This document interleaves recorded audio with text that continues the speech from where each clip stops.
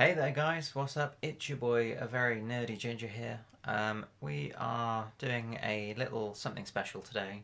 2020 was a bit of a strange year. Not that my PC is slowly coming to life. Yeah, 2020 was a bit of a strange year, as all of us know. It started off fairly normal. I'd managed to get my promotion for my job. I'd started off as a manager. Things were going really well, and then On this Sunday night, the growing impact of COVID-19. Churches shut The United down. Kingdom is now in lockdown, with people being urged to stay at home as the scale of the public health emergency becomes. From this evening, I must give the British people a very simple instruction. You must stay at home.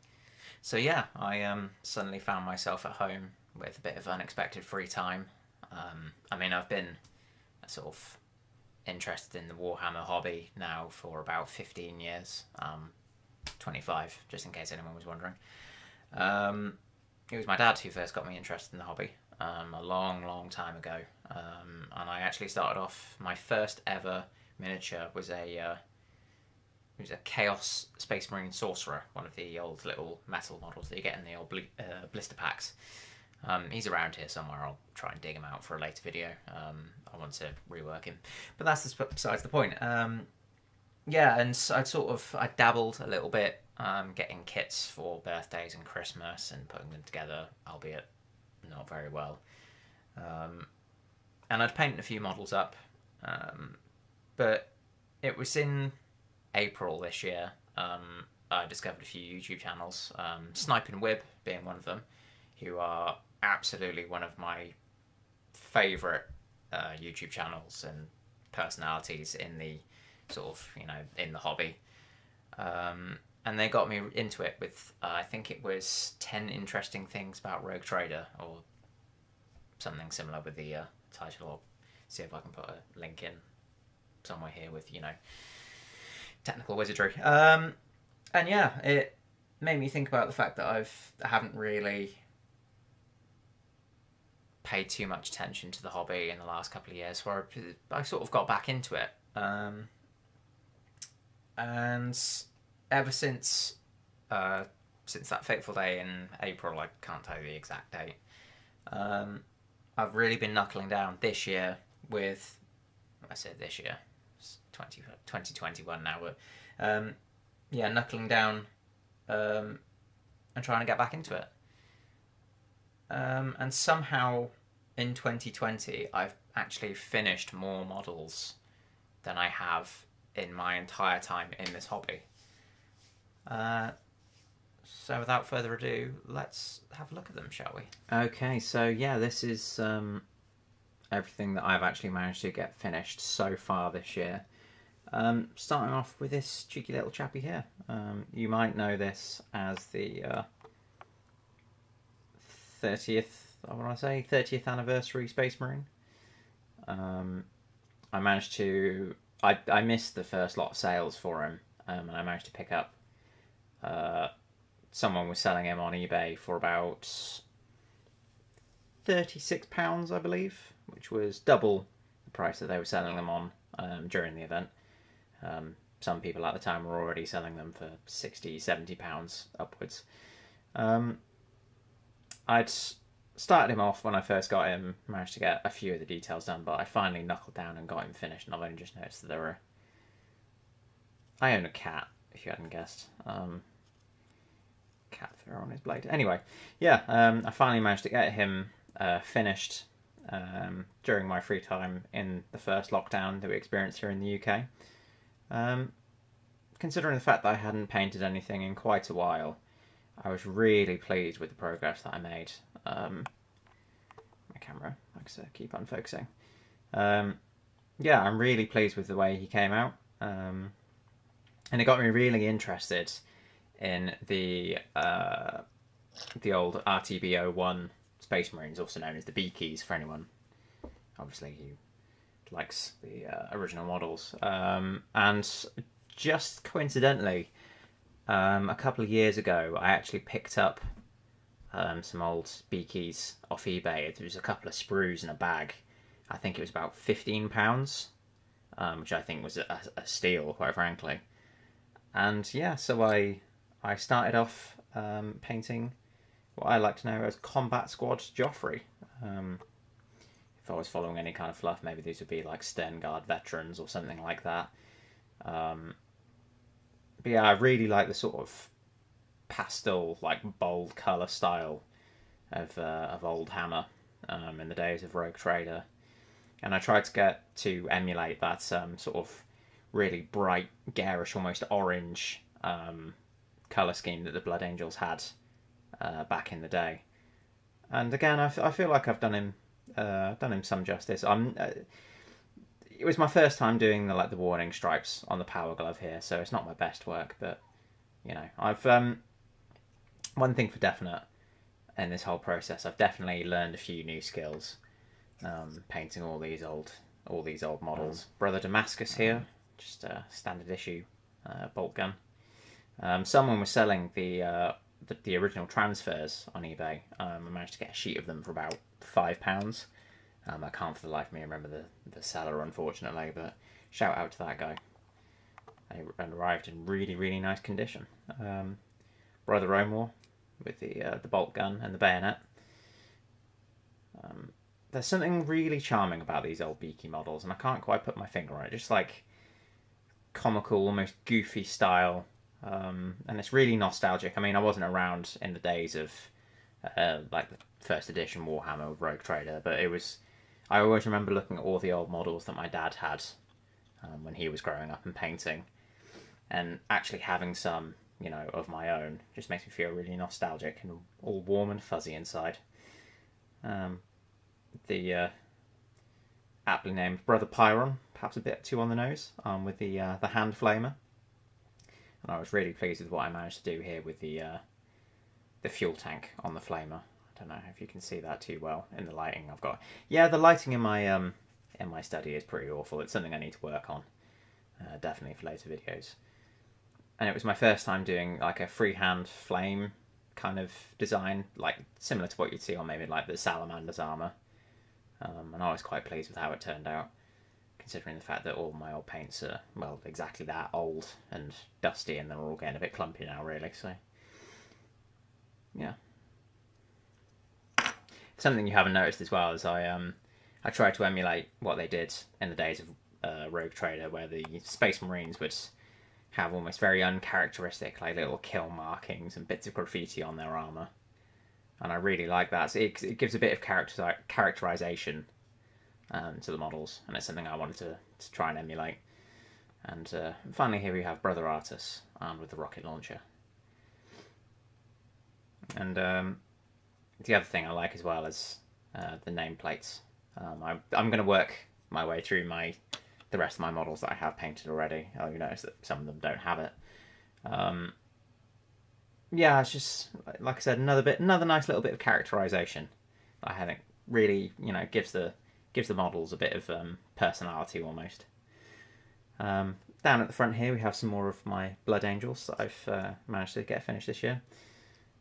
These are from the Veterans Mark II box, if anyone remembers that. It's Brother Dinu, the Master Marksman with the bolt rifle.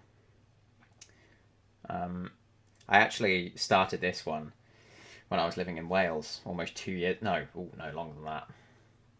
It was about 4 years ago when I was living in Wales. And I took some of my Warhammer with me in a half-hearted attempt to get back into the hobby. And I got quite far with Brother Dinu here. But it was, like I said, this year that I finally managed to get him finished off.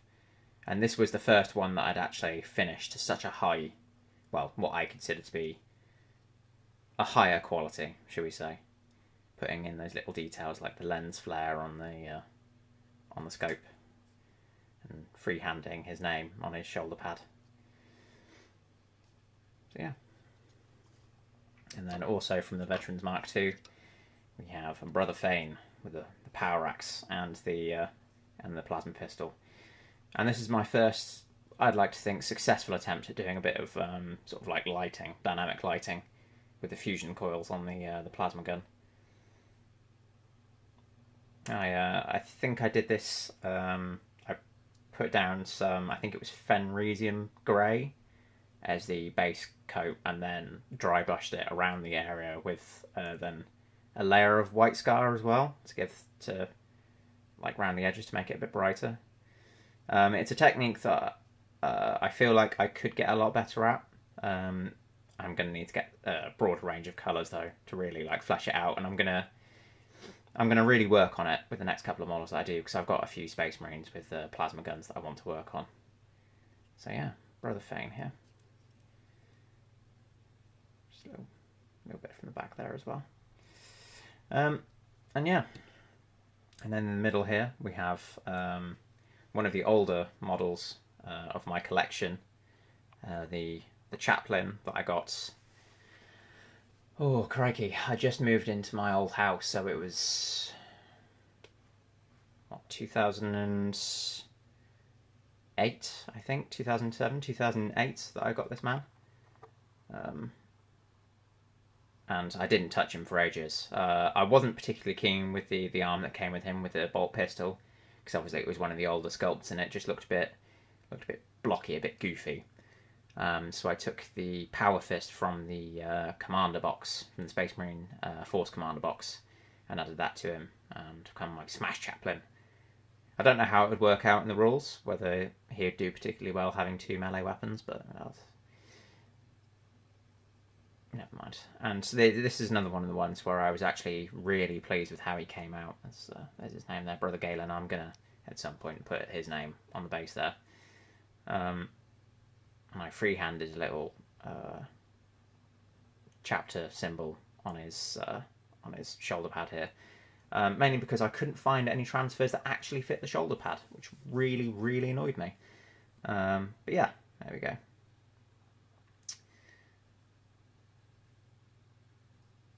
Anyway, and the thing is, like, you get, obviously, my work is nowhere near the best you'll ever see, but for how long I've been out of actually painting and modelling, I'm really pleased with the amount of progress that I've managed to make this year. Of course, there are so many improvements that I can make, and I'm finding that with every new model that I paint now, I'm picking up little tips and tricks that are making them look better.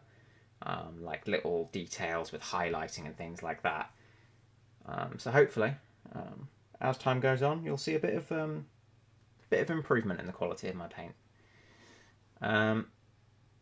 I also dabble in a little bit of the Imperial Guard, or as they're now known as the Astra Militarum. Another box that I've had just sat around waiting to have some detail on them. The poor guys. For a bit of fluff.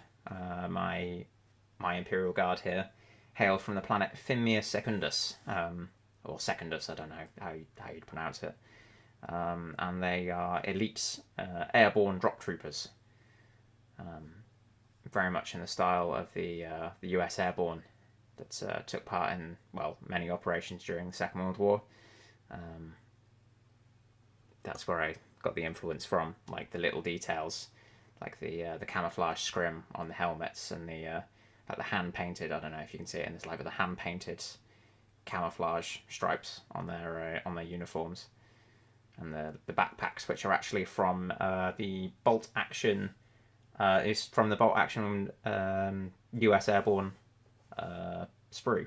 If you've ever played bolt action, it's very similar to Warhammer 40,000, but obviously set during the Second World War. I managed to get a sprue of US Airborne troops with a copy of Wargaming Illustrated or something like that, one of those magazines. And I noticed that I had some of the backpacks left over, so I thought I'd add them to my Imperial Guard. And I think it actually looks really good, in my personal opinion. Obviously, my freehand is not the best. It's 13, or at least it's supposed to be. And on their right shoulder pad is going to be a lightning bolt emblem, which is a symbol to represent them being part of the airborne corps, as it were. And we've also got our anti-tank gunner just here. My camera really has a problem focusing. There we go. His helmet on the back there, more scrim. Details on the shoulder pad. One thing I definitely want to work on with the next few models coming up, because I have quite a few characters that I need to paint, is freehanding. I need to get myself some new detail brushes, which I think would make my job a lot easier, and getting some wet palettes as well, rather than just using, you know, tile or tissue or whatever. So yeah, and then of course Indomitus came out. That wonderful, beautiful box set that was Indomitus. I'm slowly working my way through it. I got it in its second edition release, which was a couple of months ago now.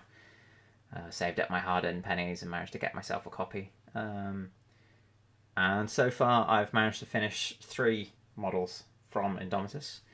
First up we have our Blade Guard Veteran Sergeant, which is, without a shadow of a doubt, one of my favourite models that I've painted so far. Personally, I've put a lot of work into it, a lot of trial and tribulation, and a bit of stress, to be honest.